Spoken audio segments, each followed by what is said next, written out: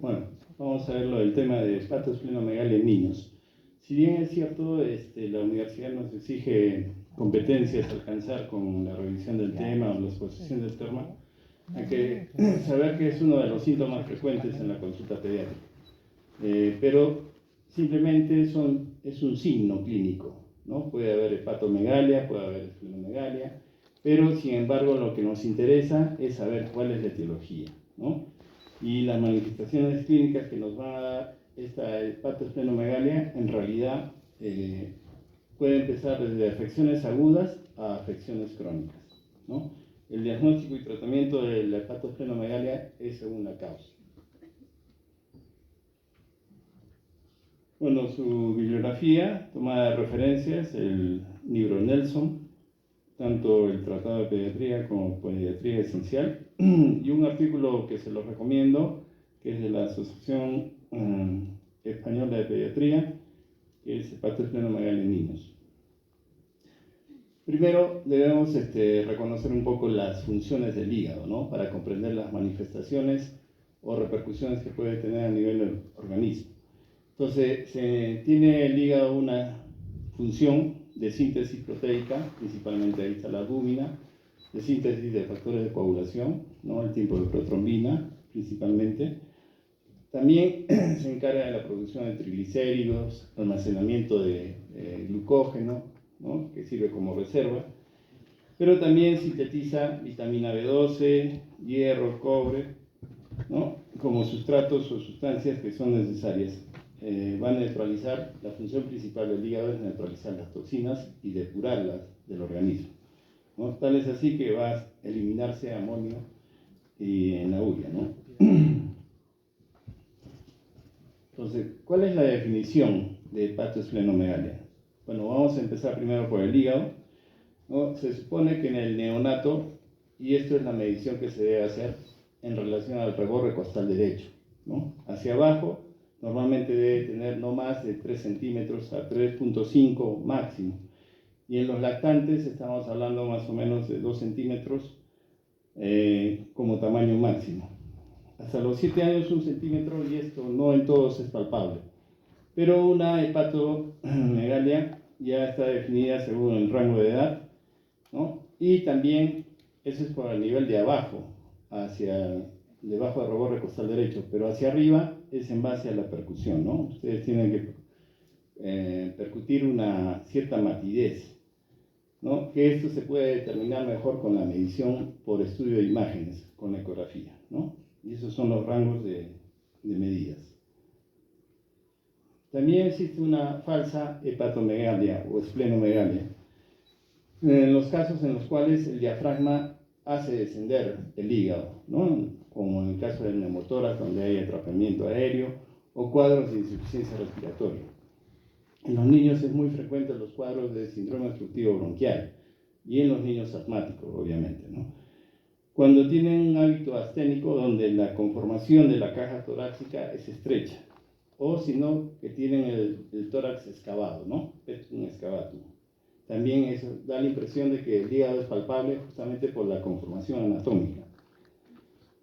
En cuanto a la etiología de la hepatosplenomegalia, se definen 5 mecanismos especiales, ¿no? Que es lo que es inflamación, donde hay depósito excesivo o acumulación, es el segundo. Infiltración celular, donde ustedes pueden tener tanto la proliferación de células del mismo órgano o de otros tejidos, ¿no? Congestión del flujo sanguíneo y obstrucción biliar. En cuanto al mecanismo inflamatorio, acá estamos mencionando todo lo que es las enfermedades infecciosas. Ustedes ven a la cabeza ahí los virus, ¿no? Sea hepatitis A, B y C, entre otros. Bacterias, principalmente acá pueden encontrar ustedes lo que son fiebre tifoidea y brucelosis. Y lo que es parasitarias, acá no es frecuente, pero Calazar es una enfermedad que se encuentra más por la India, por el África, que es la fiebre negra que le mencionan, ¿no? Que es transmitida por un tipo de mosca del desierto, de la arena. Y hay otras que pueden también producir inflamación, en el caso de lo que es radiación, medicamentos. Hemos visto casos de hepatitis tóxicas por medicamentos. No todos las hacen, pero hay algunos que tienen esa idiosincrasia farmacológica. Enfermedades autoinmunes es un mecanismo de producción de hepatosplenomegalia. Cuando hay depósito excesivo, esto se trata principalmente de acumulación de ciertas sustancias por deficiencia o por enfermedades. Deficiencia de algunas enzimas, ustedes están infiriendo seguramente, ¿no? Entonces acá está diabetes mellitus, está la glucogenosis, la nutrición parenteral y todos aquellos trastornos o alteraciones del metabolismo de los hidratos de carbono. Igual, para lo que es lípidos, principalmente ustedes ven acá lo que es la obesidad, enfermedades raras, ¿no? Niemann-Pick, Gaucher, etc. Y la alteración de la oxidación de ácidos grasos o mucopolisacaridosis también es una enfermedad involucrada. Lo más típico en la alteración de las proteínas o síntesis de la proteína o acumulación de estas es el déficit de alfa-1 antitripsina. ¿Se acuerdan del alfa-1 antitripsina? Inmediatamente relacionado con fibrosis quística, ¿no es cierto? Metales, enfermedad de Wilson, donde hay una alteración en el metabolismo del cobre, una acumulación. Y esto da, obviamente, unos signos clínicos muy clásicos, como son los anillos de Kaiser-Fleischer en lo que es el ojo, ¿no? Hemocromatosis también, en algunos pacientes pueden presentar este problema. Y sobre todo los que son politransfundidos y tienen alguna alteración a nivel hepático, puede ocurrir esto. Como lo mencionaba, ¿no? Infiltración celular por la proliferación de las células del mismo hígado, ¿no? O cuando hay una proliferación de otros tejidos que tienen como manifestación la repercusión hepática, ¿no? Acá están tantos cuadros benignos como malignos, hepatoblastoma, hepatocarcinoma, ¿no? Malignos, hemangioma benigno, ¿no? Y otros cuadros medios raros o enfermedades hematológicas como hemofagocitosis, hematopoiesis extramedular y también lo que son quistes, tanto parasitario como los quistes congénitos esplénicos en algunos casos. En las causas extrahepáticas, ustedes están viendo bien definido ahí lo que son leucemias, linfomas y otros tumores, ¿no? Metástasis puede ser neuroblastoma, el tumor de Wills, entre otros. Cuando hay una congestión del flujo vascular o flujo sanguíneo, también puede dar un agranamiento del hígado. En este caso puede ser a nivel suprahepático o infrahepático, ¿no? La insuficiencia cardíaca, las pericarditis restrictivas, obstrucción de las venas suprahepáticas, lo que es la hipertensión portal, cirrosis, ¿no? O enfermedad veno-occlusiva también. Entonces, ustedes están viendo acá los mecanismos y las causas etiológicas, ¿no? La obstrucción biliar, que puede ser intrahepática o extrahepática, ¿no? Litiasis biliar a la cabeza y atresia biliar también. Entonces, la definición de hepatomegalia quiere decir en niños prácticamente de 6 años a más va a ser todo hígado palpable más allá de los 2 centímetros, ¿no? Entonces, pero muy importante es el enfoque clínico. Y eso es lo que siempre ustedes deben buscar cuando estén empezando su carrera profesional en el primer nivel de atención, que es la historia clínica. La historia clínica es el instrumento médico legal, ¿no? Tanto para la labor asistencial como para lo que es problemas médicos legales, donde ustedes tienen que tratar de averiguar mediante el interrogatorio de los familiares o al cuidador, que sea la mamá, la abuela, etcétera, o la tía, la hermana, cómo ha sido la historia de los síntomas, desde cuándo han aparecido, cuál es la secuencia que tienen, si es insidioso o no es insidioso, si se presenta en forma diaria, si es progresivo, si se asocia a otros síntomas. Si ustedes no hacen una buena historia, prácticamente se van a comprar diagnósticos. Cuando ustedes tengan referencia a otros sitios, o sea, ya en otro nivel de atención, les refieren a un paciente del nivel anterior, y ustedes se compran la historia sin averiguar más cosas, viene por eso, perfecto. De repente, en el transcurrir del tiempo, van a ver que su tratamiento, su diagnóstico etiológico probablemente no surta efecto o no tenga el efecto esperado. ¿no? Entonces, por eso es muy importante anamnesis, o sea, historia clínica, examen físico, antecedentes, ¿no? Y ya como medios auxiliares, ¿no?, van a confirmar la sospecha o la impresión diagnóstica inicial. En las historias que ustedes tienen en todos los cursos, van a ver ahí impresión diagnóstica, o sea, cuál es la impresión clínica que ustedes tienen. Y basado en esto, vamos a ver lo que son los antecedentes familiares. Si hay una historia de patopatía, colecistectomía, probablemente hay una alteración en el metabolismo, ¿no?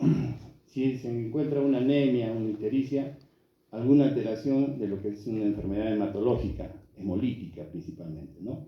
Esplenectomía igualmente, ¿no? Puede ser también un déficit congénito, una alteración, o producido por un medicamento, una vacuna o una enfermedad, ¿no? Entonces, eso es importante que lo tengan presente. Lo he dividido o está más separado lo que son mortinatos y alteraciones neurodegenerativas, hepáticas o psiquiátricas, porque tienen que ver con la alteración en el metabolismo de algunos elementos que he mencionado, ¿no? Hidratos de carbono, grasas y, bueno, más raramente de las proteínas. Entonces, ¿cuál es la historia médica previa? Es muy importante que averigüen si la madre tiene antecedentes, ¿no? Sea de infecciones durante el embarazo, para lo que es TORCH, ¿no? Hay pacientes o hay niños que nacen con el hígado y el vaso de tamaño aumentado y sin otra manifestación. Entonces, la primera causa en la cual pensar a esa edad tendría que ser TORCH, ¿no? Una infección transmitida, puede ser por toxoplasma, citomegalovirus, etc. Rubiola, si es que la madre tiene adicción, ¿no?, a drogas, si es que ha tenido transfusiones, porque puede ser un mecanismo por el cual se ha infectado, ¿no?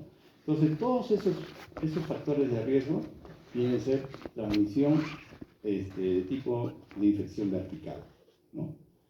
Cuando este recién nacido ha sufrido la canalización de la vena umbilical, ¿no?, para hacerle una exsanguínea transfusión en las policitemias, o cuando ha tenido una onfaloclisis para hidratarlo, que raramente ya no es una práctica usual, ¿no?, sino más que todo para hacer las exsanguíneas transfusiones totales, ¿no?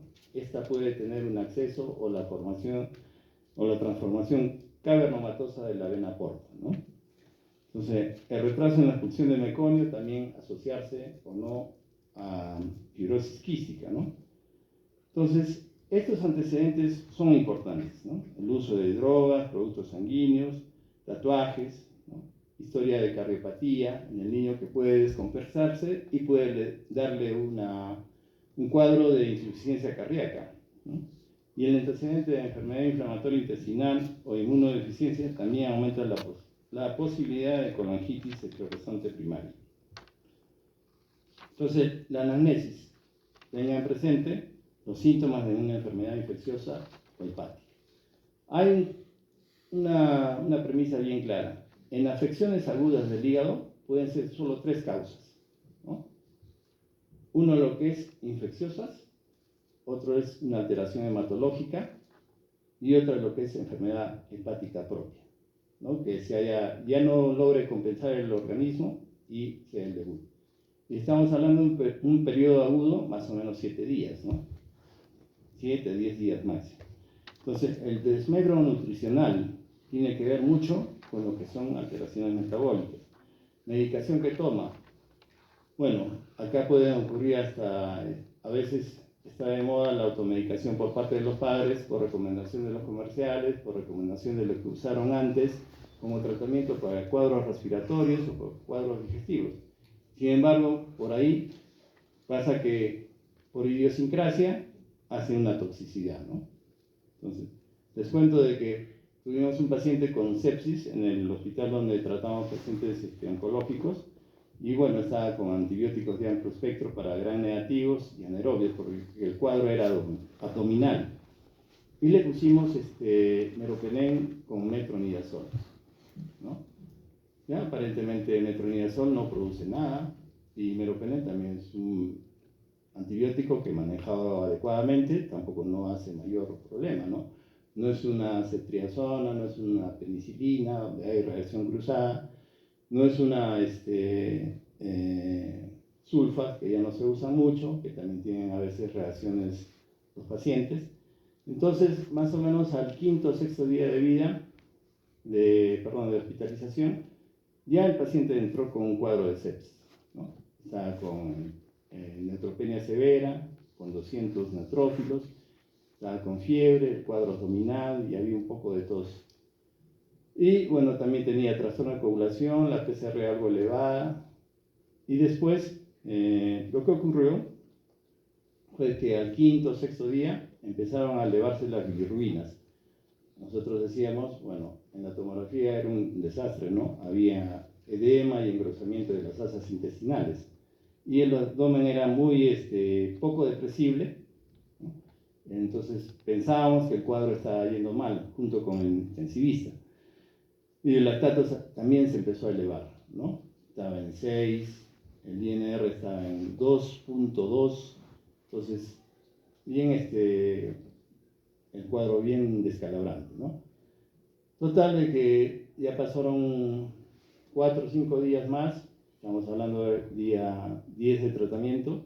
Bueno, dice, ya no hace fiebre, pero hay todos esos trastornos laboratoriales, ¿no? Y clínicamente el paciente no lucía tan mal, ¿no? No tenía ni sangrados espontáneos, y bueno, sí estaba un poco histérico. Entonces, revisando un poco, que es el momento de revaluar el cuadro, revisando la acción de los medicamentos, encontramos, bueno, meropenem es raro que produzca reacciones de ese tipo en relación a colestasis, porque según los exámenes parecía que era una colestasis. O sea, había la bilirrubina directa elevada, fosfatasa elevada, gamma-glutamilia elevada, ¿no? Entonces, después de esto, estamos revisando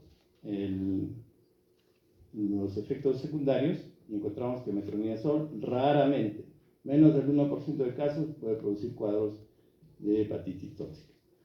Entonces, según la escala de Chill, para ver el compromiso de la coagulación que tenía nuestro paciente, compromiso hepático, calificada pues, como muy alto, ¿no? Chill C. Entonces decimos, bueno, en realidad no hay perforación de víscera hueca, entonces lo que podemos hacer es suspender, ¿no? Total, ya han pasado 10 días de tratamiento, suspendemos el metronidazol y progresivamente fue disminuyendo las bilirrubinas que habían llegado hasta 8, ¿no? Fueron bajando, a predominio directo obviamente, el INR también. En el lapso prácticamente de casi 3 semanas ha remitido el cuadro, ¿no? Eso como una anécdota en relación a este problema de hepatosfenomegalia. Viajes, ingesta de moluscos, generalmente está asociado con cuadros de hepatitis viral A. Toxinas ambientales, traumatismo, también se menciona.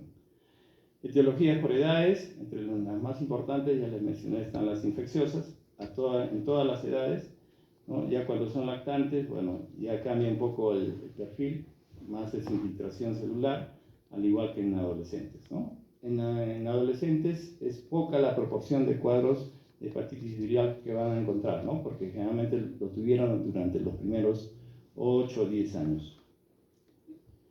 Entonces, examen físico, importante el aspecto general que tenga el paciente, si ha habido o no retraso pondoestatural, que habla ya de un problema de desnutrición probablemente crónico o un problema de larga data, ¿no? Si hay o no la presencia de ictericia, estamos hablando de escapar acá desde cuadros de anemias hemolíticas hasta cuadros de hepatitis tóxica, palidez, petequia, hematomas en relación a enfermedades hematológicas, principalmente leucemia, ¿no?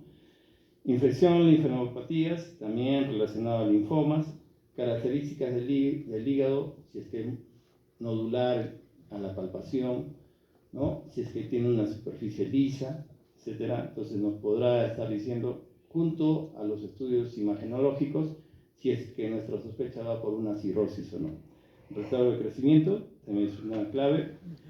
Entonces, acá está justamente las características físicas de la hepatomegalia, ¿no? Si hay un aumento de la consistencia, cirrosis y tumores, ¿no? Disminución de la consistencia a la palpación, enfermedades de depósito, cambios bruscos de tamaño, bueno, generalmente está relacionado a cuadros de insuficiencia cardíaca congestiva y hepatitis fulminantes, dolor a la palpación, generalmente cuadros inflamatorios o congestión aguda, asimetría. Entonces, estamos frente principalmente a cuadros de tumores, quistes y abscesos, ¿no? Mecanismo de visceromegalia, bueno, ya se mencionó. Compromiso del sistema nervioso central. Acá hay una parte importante. Cuando este compromiso del sistema nervioso central en los cuadros de, digamos así, acompañados de crecimiento de visceromegalia, estamos hablando de edades tempranas, generalmente de enfermedad metabólica, ¿no? Lipoidosis o glucogenosis. Compromiso en niños que se puedan asociar a encefalopatía portal tiene todo otro contexto, ¿no? De repente no van a tener las varices esofágicas que se mencionan en la hipertensión portal de los adultos, pero si es que es de larga data, sí pueden presentarla, ¿no? Lo que sí va a haber es un poco de sangrado. Enfermedad de Wilson o síndrome de Reye. Síndrome de Reye se presentaba, ¿quién sabe con qué se presenta? Síndrome de Reye. Es una de las causas, es un cuadro de hepatitis, digamos así, como que cursa con insuficiencia hepática, con el trastorno de coagulación, que se presenta con el ácido acetil salicílico cuando está asociado a cuadros de varicela, ¿no? Entonces, por eso ya es uno de los motivos en los cuales no está indicado el ácido acetil salicílico. Hubo bastante mortalidad. Diagnóstico laboratorial, un hemograma siempre se ayuda para ver el perfil de las tres series. Una bioquímica muy importante para determinar a qué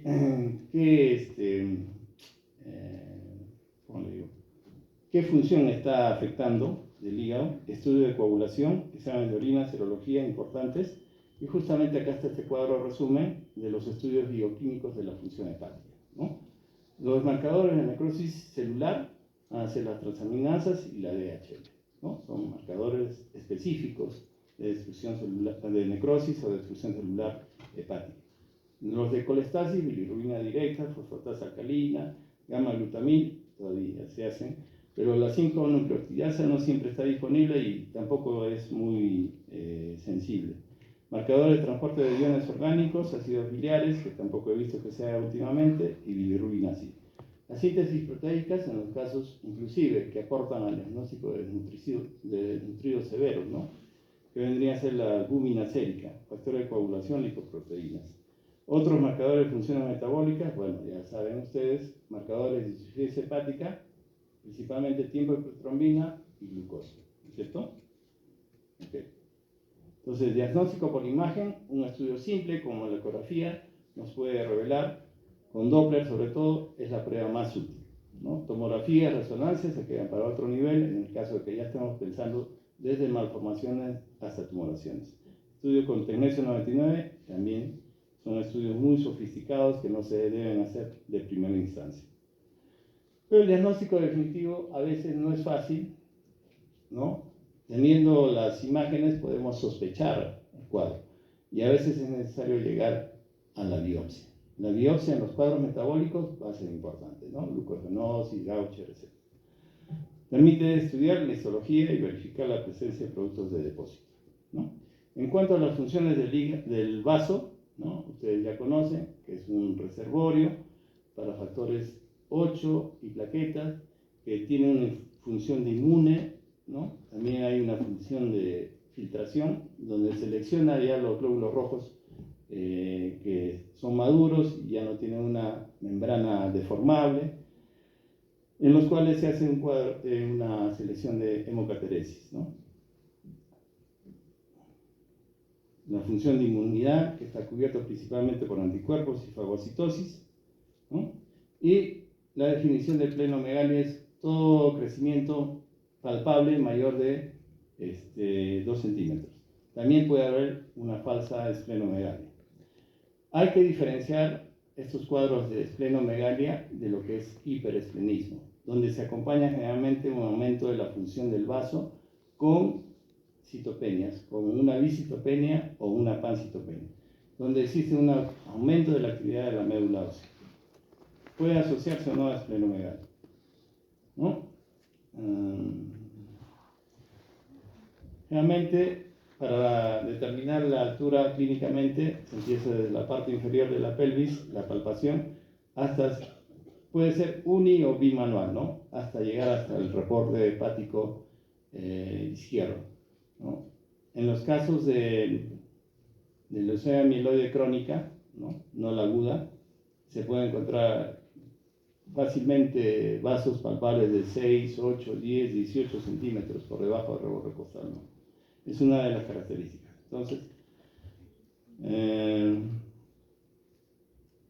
las causas más comunes pueden ser por causa infecciosa, por causa metabólica, por neoplasias, que ya he mencionado alguna de ellas, que es frecuente, enfermedades metabólicas, al igual que la esplenomegalia, donde se acompaña, y cuadros de congestión. Acá sí es muy característico cuando existe hipertensión portal, que haya repercusión también a nivel de crecimiento del vaso.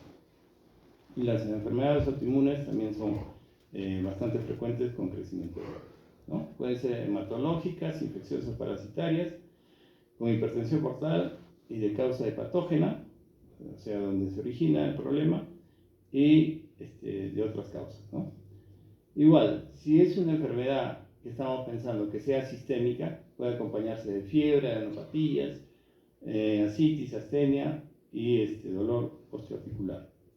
A veces puede ser una esplenomegalia asintomática, ¿no? Donde en los exámenes auxiliares se puede encontrar anemia, puede que haya quistes por los medios de estudios de imágenes, ¿no? Y también donde se pueda encontrar hipertensión portal. Obviamente, si nosotros estamos viendo que tiene circulación colateral, ¿no?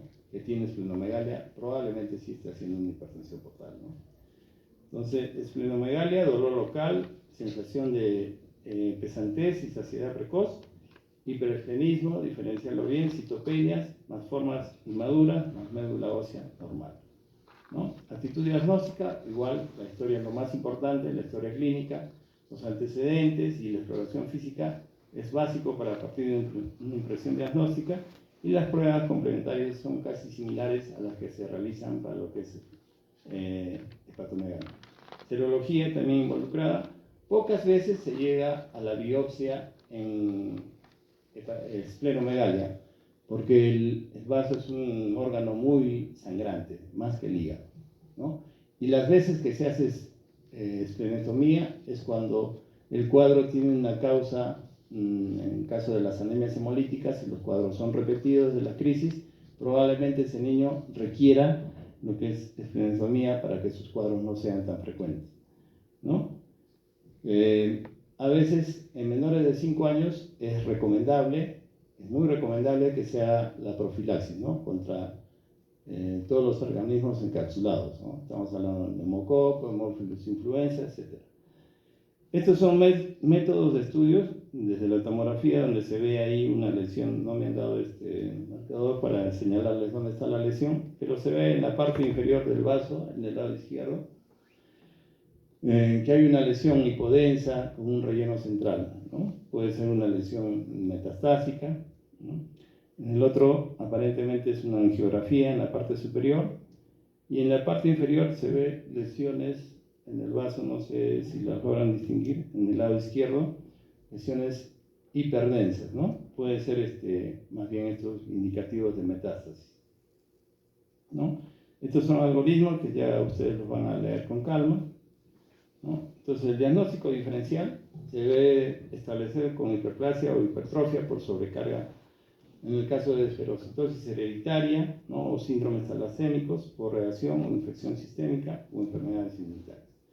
Congestión pasiva, enfermedades infiltrantes, ya lo he mencionado, y se habla de una esplenomegalia masiva cuando tiene 8 centímetros por debajo del reborde costal o pesa más de 1 kilo, ¿no? Diagnósticos diferenciales: conexiones mesentéricas alargadas, aumento del lóbulo hepático izquierdo, que haya vasos accesorios, quistes esplénicos, conocidas también como pseudoesplenomegalia. El síndrome de Banti, ¿no? Que consiste en la obstrucción de las venas hepáticas porta o esplénica, que puede producirse también la enfermedad de Wilson, que les mencioné por acúmulo de cobre, la lactosemia, atresia biliar, deficiencia de alfa-1 antitripsina, que pueden cursar o no con hipertensión portal, ofalitis séptica o cateterismo, malformaciones congénitas, ¿no? Lesiones anatómicas, bueno, es lo mismo que les he mencionado anteriormente, Y el tratamiento nuevamente se basa en la causa, ¿no? El trasplante hepático solo donde haya insuficiencia hepática y donde obviamente esté disponible el donante compatible. En caso de cirrosis, donde no hay mucho tratamiento médico que darle al paciente, sea adulto o niño. En caso de tumores no resecables, también, aunque es difícil, y en algunos casos avanzados, si es que es una neoplasia maligna, obviamente que la primera elección va a ser quimioterapia. Evitar traumas en la esplenomegalia masiva, porque pueden tener el riesgo de ruptura y sangrado importante, ¿no? Igual que con el hígado. Esplenotomía son las alteraciones hematológicas para evitar complicaciones. Ya les mencioné, algoritmo nuevamente para el proceso de diagnóstico. Y bueno, este es el cuadro resumen de los mecanismos de hepatosplenomegalia. Eso sería todo, jóvenes. No sé si hay alguna pregunta.